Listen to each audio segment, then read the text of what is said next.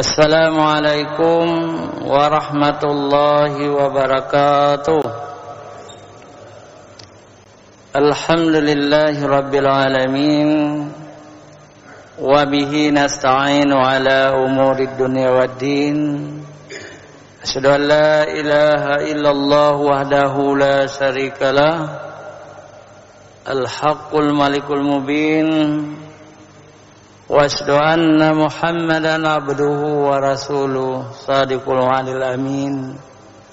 Allahumma salli ala sayyidina Muhammad wa ala alihi wa ashabihi ajma'in. Amma puji syukur kita panjatkan kehadirat Allah Subhanahu wa taala. Allah tempat kita meminta pertolongan baik urusan dunia maupun urusan akhirat kita. Selawat dan salam kepada junjungan alam Nabi besar Muhammad sallallahu alaihi wasallam beserta keluarga dan sahabat beliau sekalian. Yang kami hormati guru-guru kami yang hadir di subuh yang mulia ini, hadirin wal hadirat yang dirahmati Allah, juga tamu-tamu jamaah yang datang dari luar kota. Insyaallah kita akan lanjutkan tausiah kita atau sejarah Islam. Pagi ini kita memilih 4 Ratu Aceh yang pernah memerintah kerajaan Aceh Darussalam selama 59 tahun. Atau dibulatkan menjadi 60 tahun. Ratu-ratu ini sangat luar biasa. Memang dalam kerajaan lain juga sudah ada ratu-ratu ini. Termasuk di zaman dahulu itu Ratu Siba atau Ratu Balqis, ya. Diabadikan dalam Al-Quran di zaman Nabi Sulaiman. Jadi Ratu Balqis ini beriman, beragama Islam. Ratu yang abadi dalam Al-Quran sejarahnya.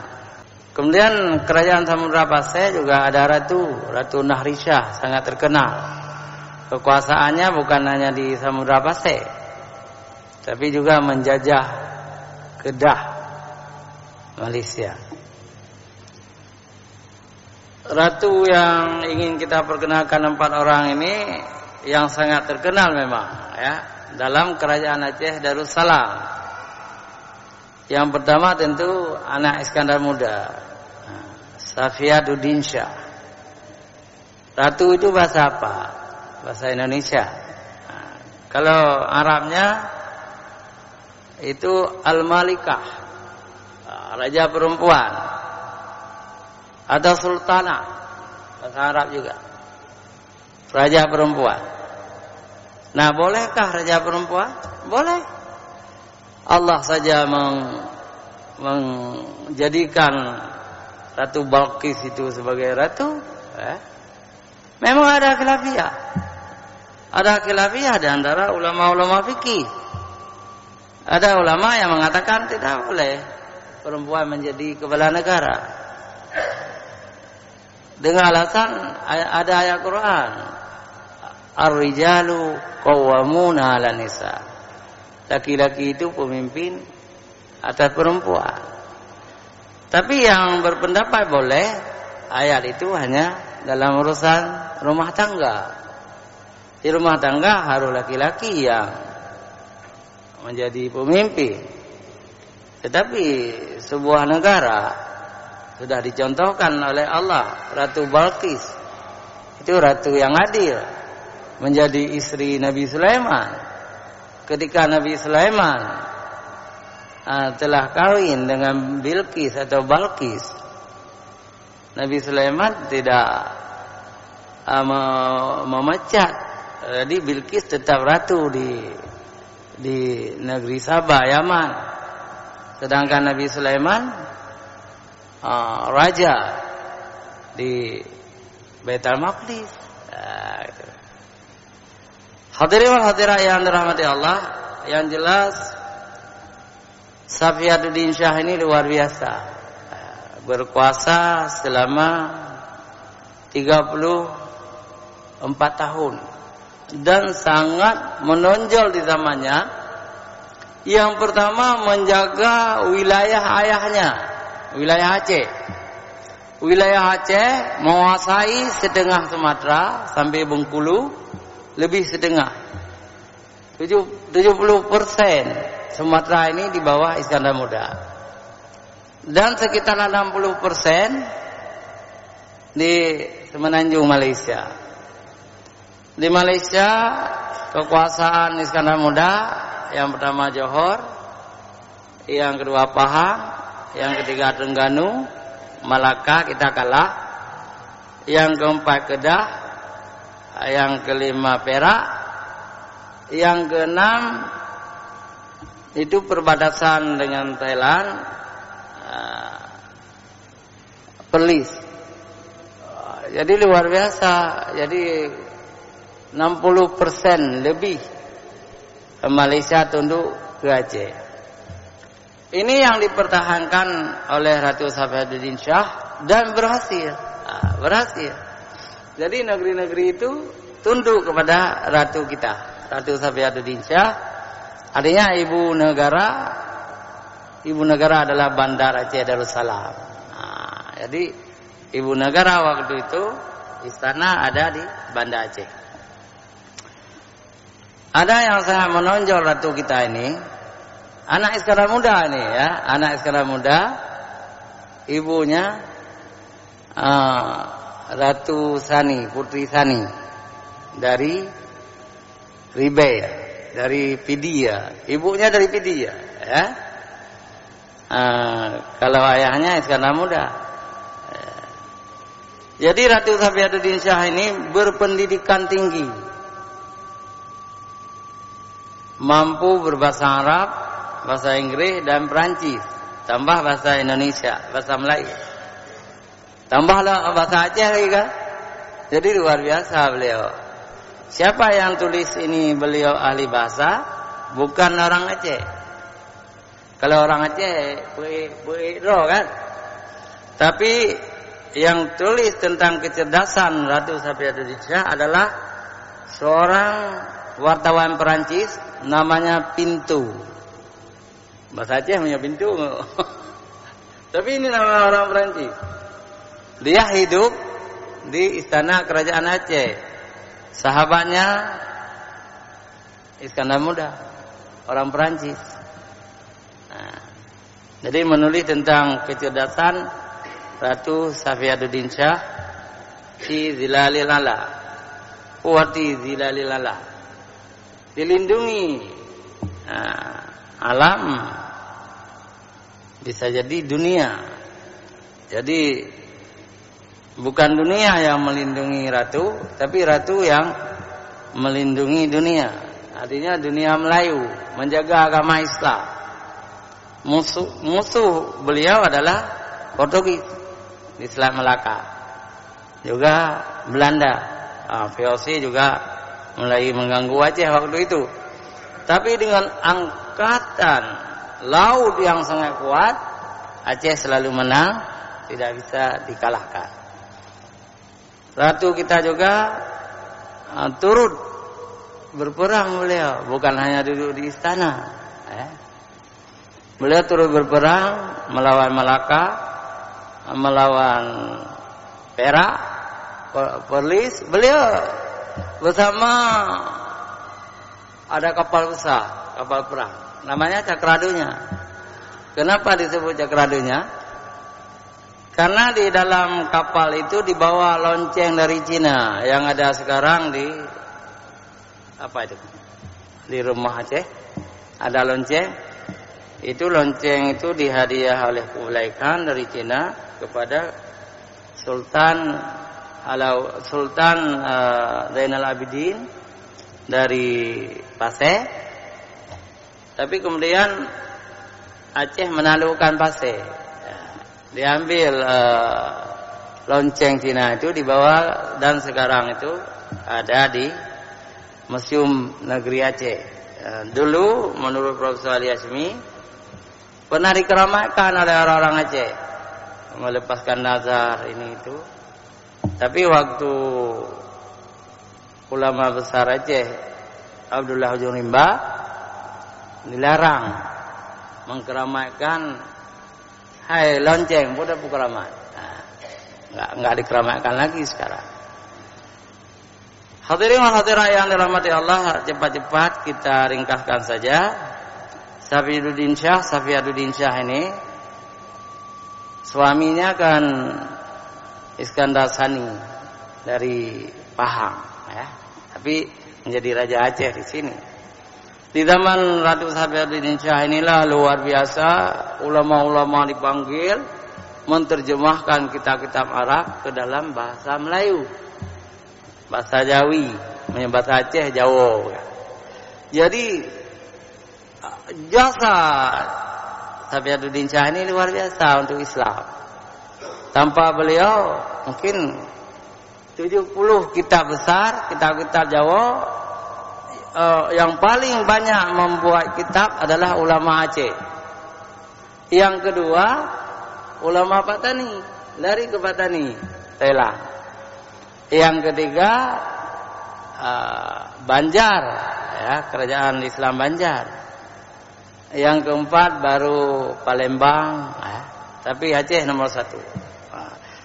Karena perintah dari Ratu Safiuddin Syah. Kita tinggalkan Ratu Safiuddin Syah. Ratu kedua adalah ini anak angkat. Karena Safiuddin Syah tidak punya anak. Jadi anak angkatnya menjadi pengganti beliau, Rakiuddin Syah, atau ada gelar lain Tajul Alam. Ini anak angkat karena Ratu tidak punya anak pewaris. Ini 10 tahun, tetapi jasanya juga luar biasa karena dia istilahnya menjaga amanah ibu angkatnya, menjaga negeri Aceh dari Portugis dan Belanda VOC sudah mulai mengganggu Aceh. Jadi tidak ada prestasi yang berlebihan, tapi menjaga amanah orang tua kan bagus juga. Aceh tidak bisa diganggu oleh penjajah Barat. Yang ketiga, Ratu Aceh kita ini yang luar biasa, Kamalat Syah, ya. Ini keturunan dari Ratu kedua. Nah, keturunan dari Ratu kedua juga adil, juga luar biasa, tetapi lepas beberapa negeri di Sumatera karena dijajah oleh Belanda dan Inggris. Seperti Bangka Belitung itu Aceh dulu diambil oleh Inggris. Lepas. Kemudian lepas juga Rengganu. Rengganu dipengaruhi oleh Portugis, lepas juga. Maklumlah zaman itu zaman Eropa Melayu melirik Nusantara. Ratu kita yang terakhir adalah Ratu Rakiuddin Syah. Ini yang terakhir. Ratu ini juga bagus, tetapi masalahnya banyak negeri-negeri melepaskan diri, termasuk Terengganu, termasuk Johor, melepaskan diri dari Aceh, termasuk Kedah, dan tidak mampu dilawan karena sudah lemah kita, sudah lemah.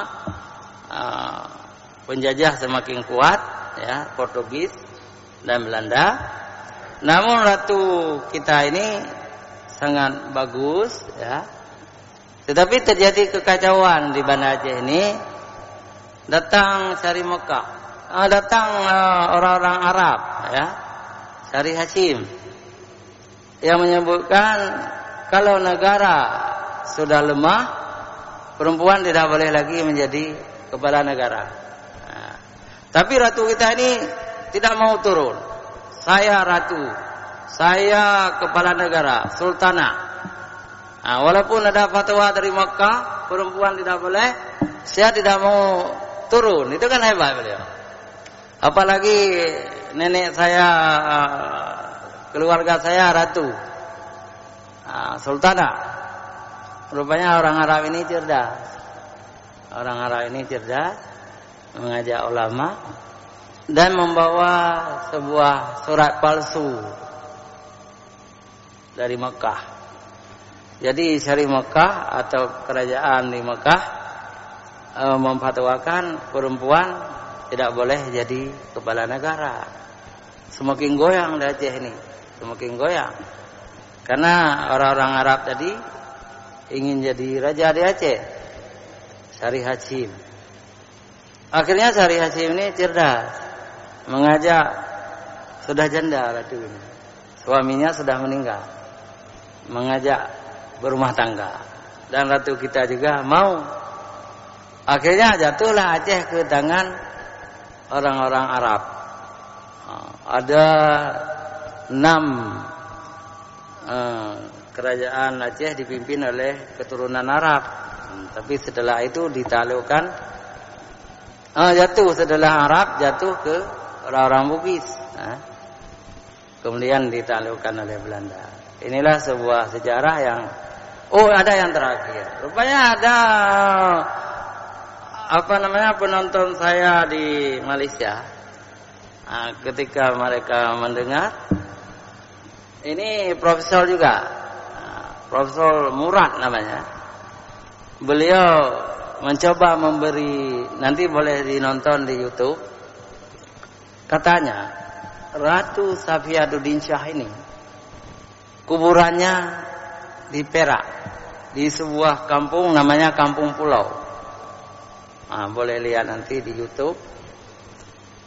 Jadi Ratu Safiaduddin Shah ini